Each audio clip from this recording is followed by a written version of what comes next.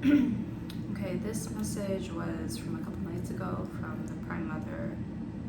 She had told me a few nights before that, there was this thing that she kept saying when she was talking to me about the new dimension. And what the new dimension is, what the new dimension requires.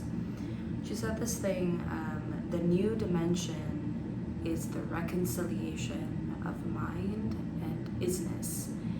And then she started showing to me all of these ways in which I have this conflict with mind and isness, or mind and spirit, mind and body, mind and that which is quantifiable and observable and perceptible versus what is invisible and unable to be comprehended.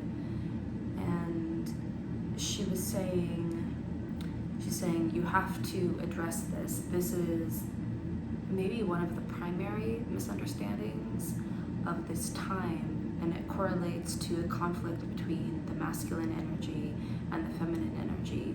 And she started showing me her body, and the way she was showing it to me was like a human body for the sake of my understanding. And she was, okay, I'm gonna back up a little bit. She said that we never receive any information because it requires a body for us to receive information in this way. Anything that we encounter, any type of information, anything that we observe, any word, any song, any message, it is transmuted to some degree by our body. It's transmuted to some degree by our belief. It doesn't matter how pure the information is, we will metabolize it and it will become part of what we currently are, how we currently think, what we currently believe. And she was saying this is something that you misunderstand about me.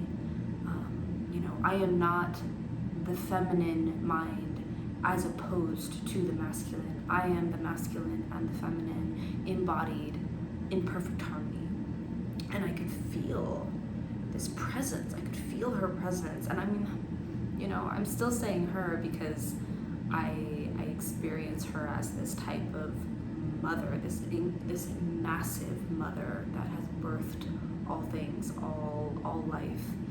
But when I felt her in that moment, I felt this supreme being of the feminine and this supreme being of the masculine, and I felt it in perfect unison, and it was something I've never experienced before in my life. Just this presence of this incredible unity of all aspects. And she said, you need to reconcile me. And she said, my womb is not in conflict with my mind. So in this image she was showing me her body, and that her mind, the power of her mind and the energy of her womb combined to be able to create life. And she said, you need to reconcile me. She said, my womb and my mind are in harmony. And she said, we are in us, but I am that I am. We are supreme all, unity. The original act of creation is to use power of mind with power of womb. She said, this was my first act of creation, because I became conscious in every cell. And she started showing me through my own body this potential of awakening within every cell. This unification of mind and body that happens allows every cell to awaken such that every cell is conscious and united with mind, and that this is what the awakened being is that the mind is no longer in conflict with the body, that they move as one singular entity, and beyond sort of like, oh, I want my arm to move like this, therefore it does, but at the level of every organ, at the level of every cell, so that it's not like, oh, this strange thing is happening in my body, I don't know why, I don't know how to change it. Every cell becomes conscious, and that consciousness is your consciousness, and they're all moving together as one cohesive, harmonious being with one similar intention, that they're at that state of being, that there is no conflict. And so when there is no conflict between body and mind, there isn't this phenomena that we call disease, there isn't this phenomena that we call death, or this confusion of like, why do I have this allergic reaction? There is this complete reconciliation between both, and they move as one entity. They are not confused by one another. They are not at war with one another. And she was showing me, she said, I became conscious in every cell, a perfect unity. And she said, because of this state of being in perfect unity, she said, I seeded my own womb with my mind, from my mind. This is, and this creation, this, everything that is, she said, this creation is that which I seeded with my mind and power of womb.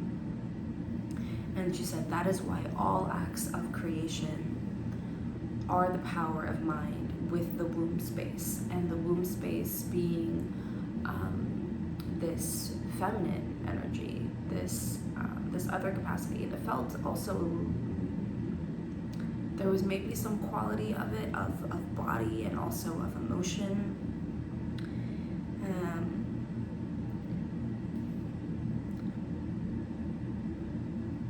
And then she said, again, I am the masculine and feminine energy reconciled. And sort of giving me this understanding or this experience.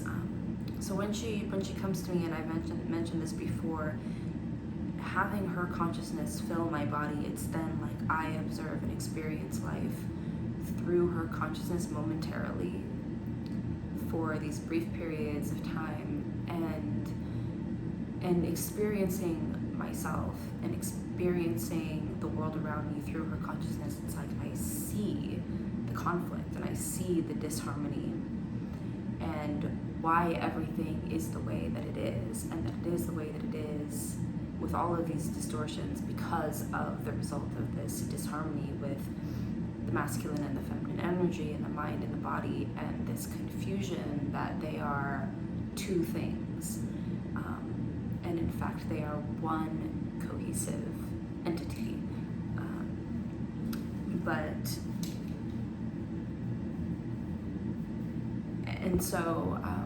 So for that period of time when she was in my consciousness, it's like she gave me a glimpse of what this is like to be in this perfect unity, and it was the exact same experience I had the first time I encountered her. The same words come to me. I had used the words because it was the only way I could describe it, that the eye of the Prime Mother opened inside of me, and I had this experience of my eye opening inside every cell, like myself awakening and like noticing that I was every cell and being able to maneuver myself as each individual cell in my organ, in my skin, throughout my entire body. I became this, like, I could feel this attainment of, or this potential of each cell being unified with mind, and each cell becoming aware of itself, each cell becoming perfectly aware of what it is in the context of the whole. So instead of a cell being this like, oh, I don't know what I am, I don't understand what organ I am a part of, I'm just a cell doing my little thing. It was like, oh, I am a cell and I am part of this organ, and this organ is part of this body. And this is what we are endeavoring towards. And so together with my power of being a single cell, and together with my community of cells here, and together as one body, we're going to move in this direction because we are of this one. And that reconciliation and that lack of conflict allows the entire body to move in this perfect, unbroken state, an unconfused state, where every cell is acting as one, being what it is meant to be. And it was the same on this kind of microcosm, and it was the same in this macrocosm. And the way I experienced it was like, I am a cell. I am a cell of the Prime Mother. And by some strange something, her eye opened inside of me, and it was like this becoming aware of the thing of which you are a part, and experiencing yourself as the unified whole, as the consciousness of the unified whole. And as I was in this state and perceiving the world around me and thinking of all of the humans and all of the beings, I could only experience in myself that they were other cells of my body. And so of course then my perception of everything changed, because typically it's like, oh, look at all these people, they think so differently than me, they believe so differently than me, they don't remember who they are as soul, they don't remember the Prime Mother, they're so ignorant, whatever. I don't always think that way, by the way, but regardless, it can be around many types of belief systems, right? There's other people and they don't agree with me, so fuck them. And in this state of unity, I wasn't able to do that, because it felt the same as being like, oh, my leg isn't doing what I want it to do, like, fuck my leg, I'm gonna leave it here. It was like, no, fuck no. It was like, this is part of my body.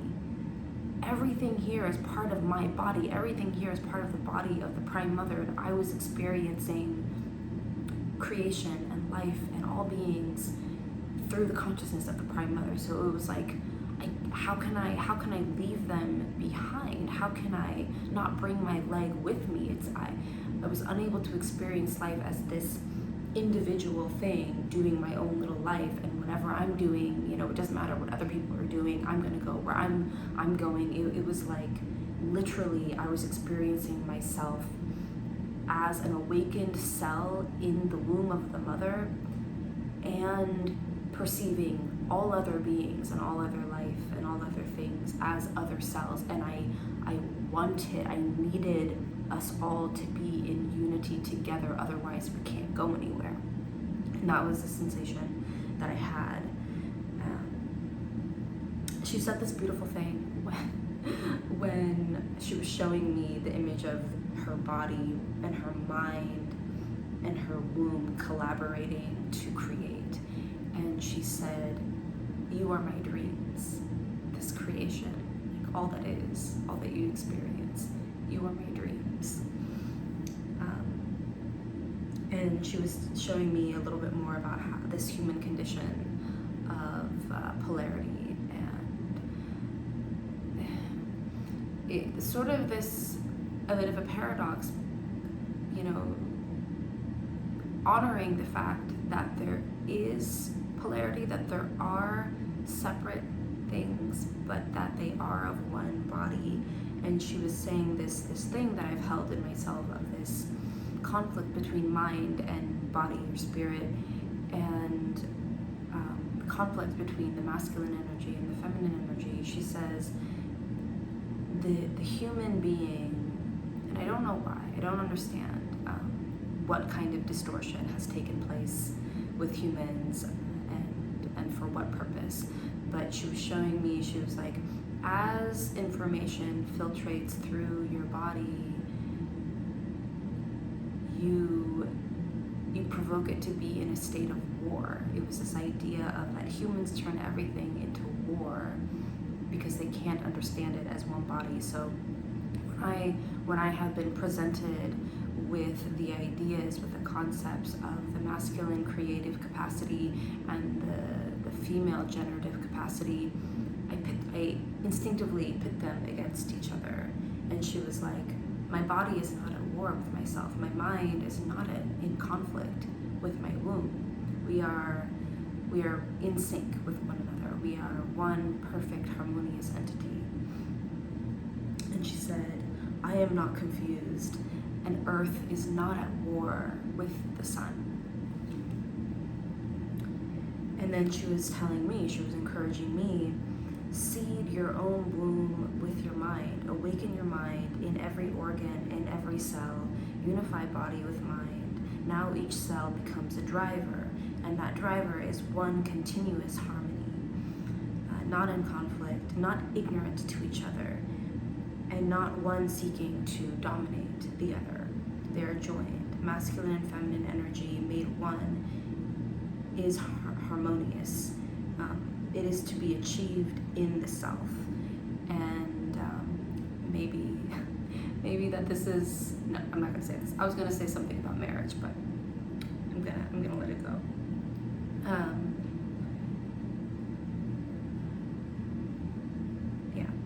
So she said, experience everything as intrinsically inseparable, because it is. Everything is intrinsically inseparable.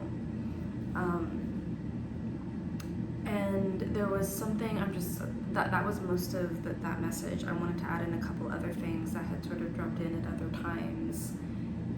They're maybe a little bit irrelevant, but I guess since everything is intrinsically inseparable, maybe not. She had been talking to me about how each incarnation is a trinity. She said, each incarnation is this three-pronged thing. And so necessarily each incarnation has these three categories of fear. And this was in a transmission that she was showing me a potential process, a modality of how to move into that state of synthesis that I've talked about before, with the Mona showing me this process of being swallowed up by higher and higher iterations of soul until you reach the consciousness of the Prime Mother, and you kind of, in this breathing motion, allow this unraveling, this breaking, this fractalizing into parts, into your single aspect of self, and then in the inhale, collapsing back up into the whole. And she was saying each incarnation is a trinity. So there are these three categories of fear that surround an individual, and that to start to this process of synthesis, to be swallowed up and experience yourself and experience life as these greater wholes, and then as yet another greater whole, and then as yet another greater whole, kind of swallowing up these fractals and aspects of each whole that each whole has divided itself into, that there must be, it's like this journey, this some kind of pilgrimage, and it requires noticing what these three prongs of fear are, what these three different categories of fear are, and intentionally encountering them, in engaging with them. So, and she was saying that these fears are the three fears that rule the individual, that rule the identity. And so in order to break the illusion of being only this singular identity, you must confront and encounter those three fears and absorb them, sort of allow yourself to be taken by them, give yourself to them, surrender to them, and only then, it was sort of like encountering these three fears creates a death of the self. And when you die, when you experience the death of this identity, then you remember who you are at a greater whole. And then you can move seamlessly, up and down through these this gradient of soul that is your soul. And she had also been showing me, this was a while back, I'm not sure why I felt like it was part of this message, but it's sort of just coming out, so I'm going to share it. There was this, when I was moving through this really challenging moment, challenging internally, totally, I was just letting go of a belief that had really been ingrained in my being since I was a child, and I was in this process of dislodging it and throwing it up. She kept showing me this image of a crucifix and sort of saying, this symbol that you have, this symbol that exists in almost every culture around the world, it's maybe not what you think. And maybe a lot of people know this, she was saying this crucifix, she was like, look at it, you have this vertical line, you have this horizontal line, and they are at right angles with each other. And on the horizontal line, it's been perfectly bisected. And in some cases, a lot of crosses that you see, both lines are bisected.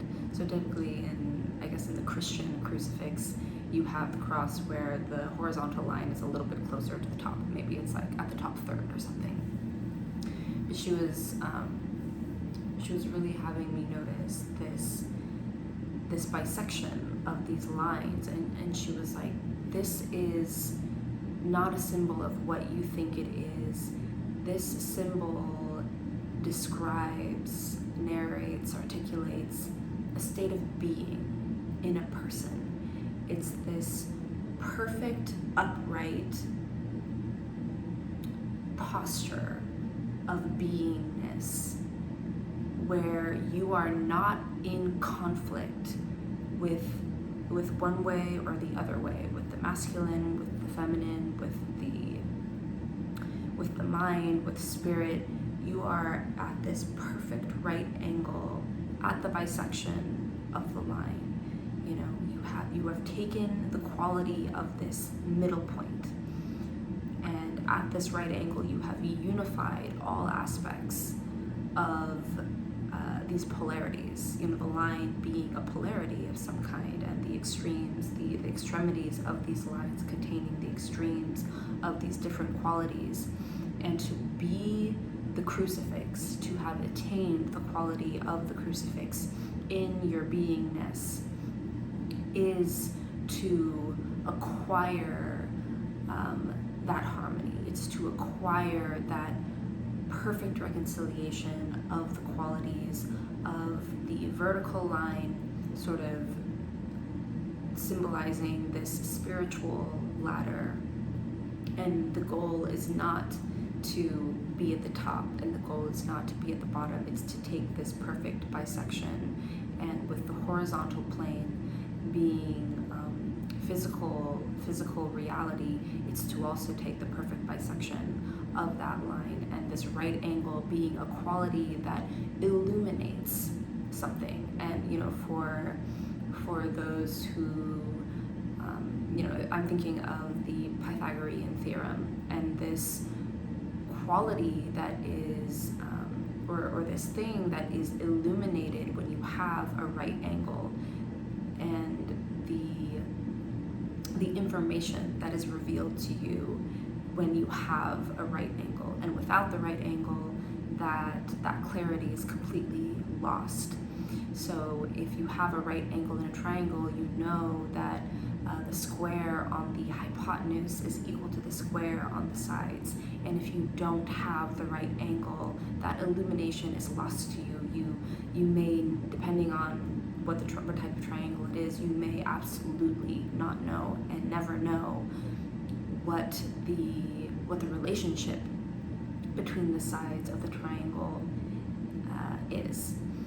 And so she was saying it's like exactly this. There is this quality of illumination that happens when you are at a right angle, in the same way that there is this quality of perfect harmony that happens when you are at a bisection of something.